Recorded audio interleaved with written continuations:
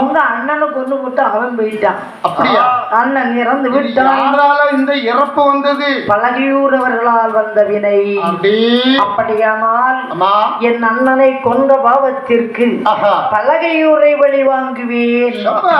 என்னை முன் ஜென்மத்திலே கொண்டானே வேதியன், அவன் இச்சென்மத்திலே செட்டியாக பிறந்திருக்கிறான்.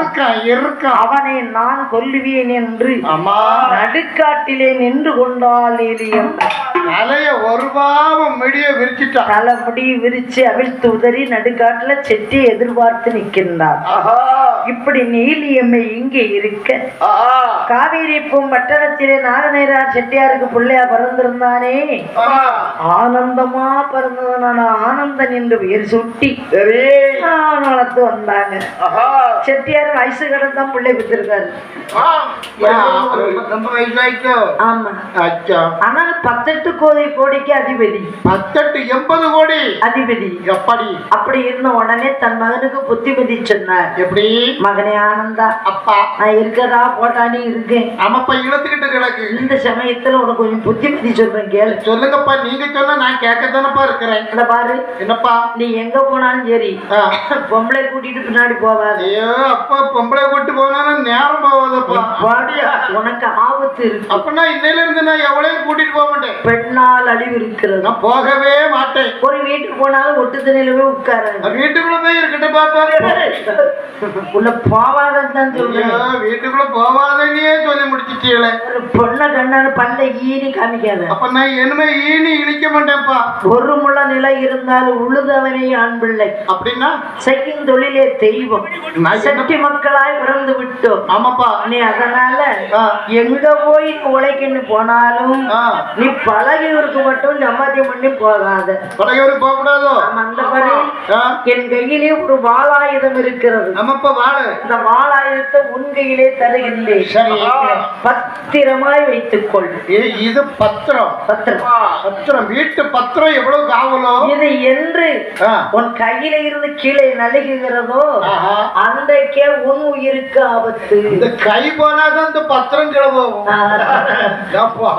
அப்படி என்று கையிலே கொடுத்து விட்டு அந்த நாகநேரார் செட்டியார் அவர் உயிர் உரிந்து விட்டது. செட்டியார் இறந்ததற்கு அப்புறமாக சொந்த பந்தங்கள் எல்லாம் சேர்ந்து இந்த ஆனந்த செட்டிக்கு ஒரு கல்யாணத்தை முடிச்சு வச்சாங்க. கல்யாணம் அவன் சட்டி குடிச்சு ஒரு ஆம்பளை பிள்ளை பெற்றுட்டாங்க. ஆனாலும் குடும்பம் ஆயிட்டு இல்லையா, ஊர்ல ஒரு கடையை கொண்டு வச்சான். அப்ப சரியான செழிப்பு. எல்லா கடையிலும் வியாபாரம் கடையில 10 ரூபாய்க்கு வியாபாரம் வைக்க மாட்டாங்க. எதுக்கு? ஒரு தீப்பெட்டியை 2 ரூபாய் விற்கிறான். ஒரு தீப்பெட்டி. ஆமா, தீப்பெட்டி 10 கடையில எவ்வளவு? தீப்பெட்டி 50 பைசா, 1 ரூபா. உப்பு 1 ரூபா. ஆமா, இவன் 2 ரூபான்னு சொன்னா தீப்பெட்டி யாராவது வாங்குவாங்களா? வாங்க மாட்டாங்க. வாங்கக்கூடிய பொருள் கூட கடையில அப்படியே இருக்கு. கடையில பார்த்தான் என்ன இப்படி இருந்த நம்ம கடையில யாரும் வாங்க மாட்டாங்க. 50 பைசா ஒரு தீப்பெட்டி. அடிச்சு குளத்துலன்னு அவனே அடிக்கிட்டு போயிட்டான். கடையில போய் எது தொங்கு தெரியுமா? ராக்க மட்டும் தான் தொங்கிட்டு கிடைக்கு. எல்லாம் அழிக்கிட்டு போயிட்டான். ராத்தல் மட்டும் தான். ஆமா, வியாபாரம் நல்லா ஓடிருக்கு. ஆமா, வியாபாரம் யோசிக்கிறான் ஆனந்த செட்டி. ஆமா, நம்ம குடும்பம் ஆயிட்டோம். அதானே நீ பிழைக்க வேண்டுமே. ஆமா. ஏன் பூவா குழலி என்னங்க நான் எங்க போறேன் தெரியுமா? நீங்க எங்க போறீங்க? பழகியூருக்கு போறேன். பயணமா போறிய?